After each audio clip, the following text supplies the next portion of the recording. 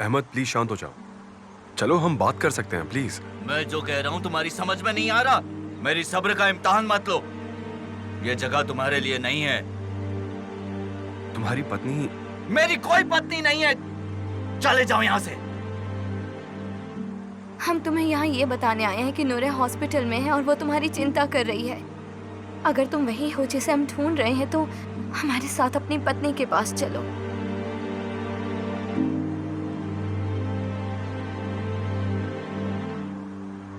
मर चुकी है मेरी पत्नी। अहमद बात तो पूरी होने दो। बात करने जैसा कुछ नहीं है। मेरी पत्नी मर चुकी है। तुम्हें समझ में नहीं आ रहा? देखो तुम्हारी पत्नी बहुत बीमार है और इस हालत में उसे खुद से ज्यादा तुम्हारी चिंता हो रही है। प्लीज समझो तुम। उसे मेरी चिंता है। उसे पता भी नहीं है मैं किस तकलीफ से गुजर रहा हूं। मेरी ये हालत कैसी हुई है। मैं ऐसी जिंदगी क्यों जी रहा हूं। इंतजार कर रहा हूं कि वो कब मरेगी या नहीं। हर दिन मैंने अपनी मौत से हजारों बार पीछा छुड़ा है। समझ रहे हो? तुम नहीं समझ रहे हो। तुम समझ भी नहीं सकते। चले जाओ यहां से तुम। नूरे कुछ ही दिनों में तुम्हारे बच्चे को जन्म देने वाली है। तुम्हें उसके साथ होना चाहिए। उसे तुम्हारी जरूरत है।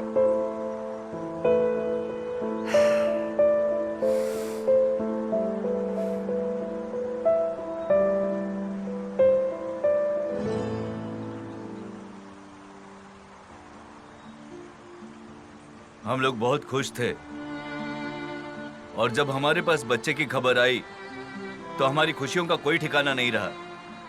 हमने तैयारियां शुरू कर दी। हम जितना हो सके उतनी अच्छी तरीके से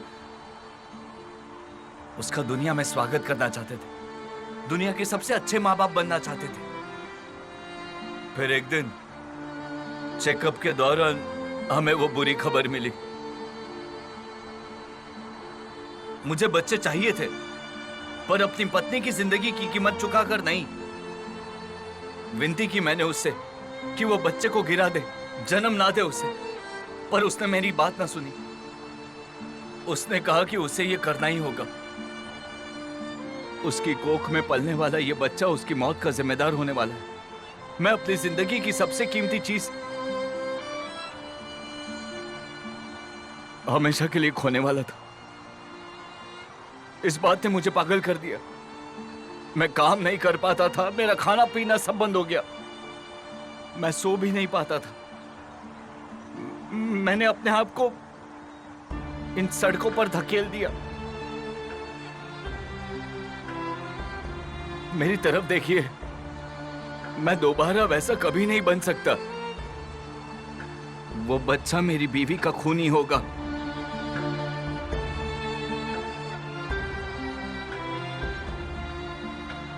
देखो अहमद, वो तुम्हारा बच्चा है। तुम्हारी पत्नी और तुम्हारा बच्चा। चाहे कुछ भी हो जाए तुम्हें अभी उनके साथ होना चाहिए। नहीं तो बाद में तुम्हें बहुत पछतावा होगा। नहीं, नहीं चाहिए मुझे वो बच्चा।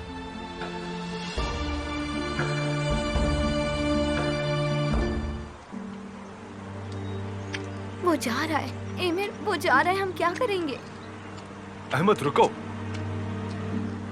हम नूरह से क्या कहेंगे?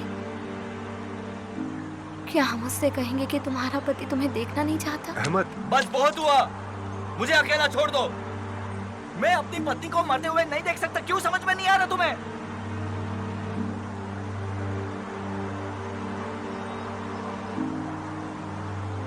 तुम्हारी बीवी है ना? अगर ये तुम्हारी आंखों के सामने आत्महत्या करना चाहे और अपनी मौत की तरफ जाए तो तुम क्या करोगे?